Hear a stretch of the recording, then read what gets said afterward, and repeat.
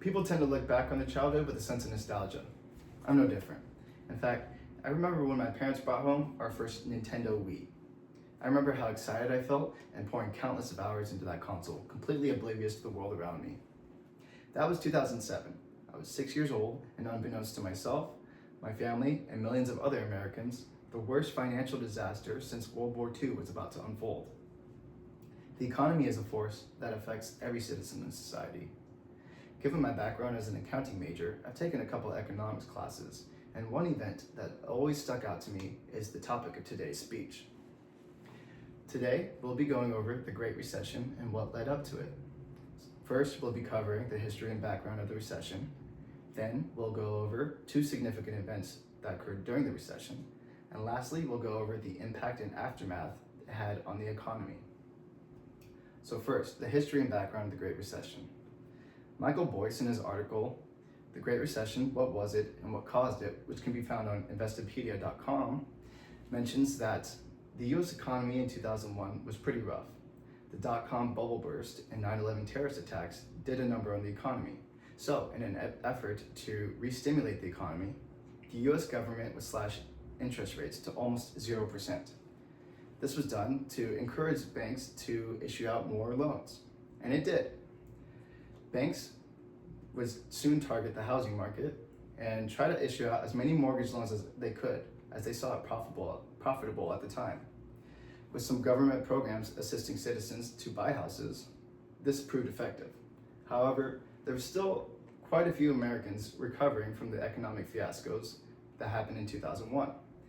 So, banks would start issuing what's called subprime and adjustable rate interest loans, mortgage loans.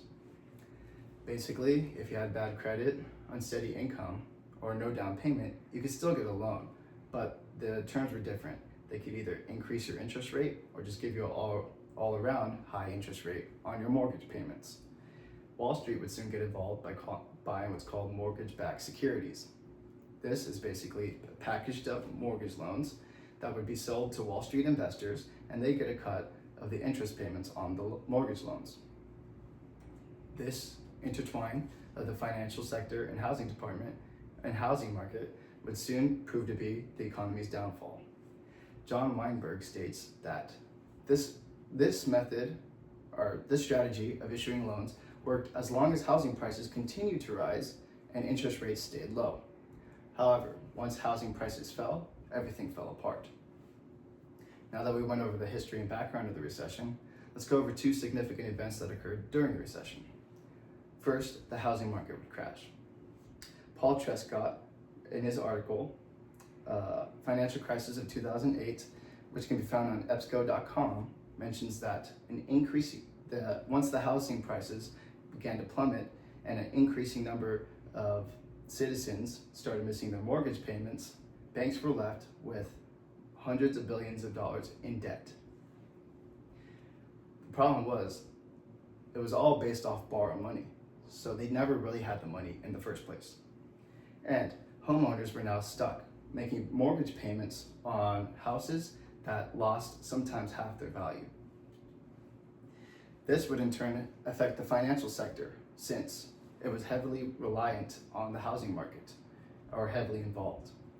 The first two major catalysts that would spark panic on Wall Street was the fall of Bear Stearns and Lehman Brothers, which was a company that was open for 158 years up until that point. After that, Sarah Childress mentions in her article how much the financial crisis cost, that $11 trillion was lost in the stock market and $3.4 trillion in retirement funds. So now that we've gone over the history, background, and two significant events that occurred during the Great Recession, let's go over the aftermath and impact it had on the economy. First, Rakesh Kochar mentions in her article, Foreclosures in the United States in 2008, that 2.3 million homes were foreclosed in 2008. This is triple of the number of foreclosures as it was in 2006. Unemployment would also top out at 10%, and 2.6 million jobs were lost.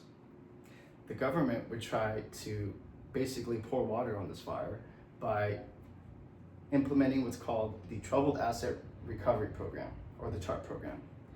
This program issued 475 billion tax dollars to Wall Street, the big fish on Wall Street.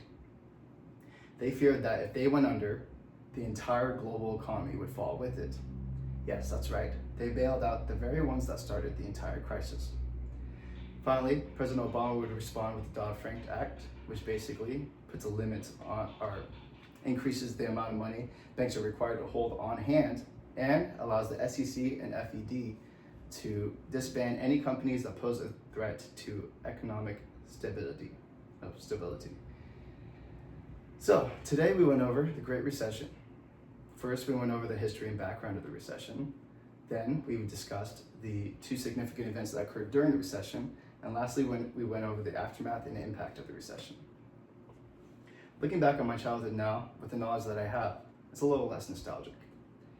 It was fun at the time playing my Nintendo Wii, being oblivious to the world. But it's a little bit more somber, knowing that millions of other Americans were losing their jobs, homes, pensions, and struggled to put food on the table. Thank you.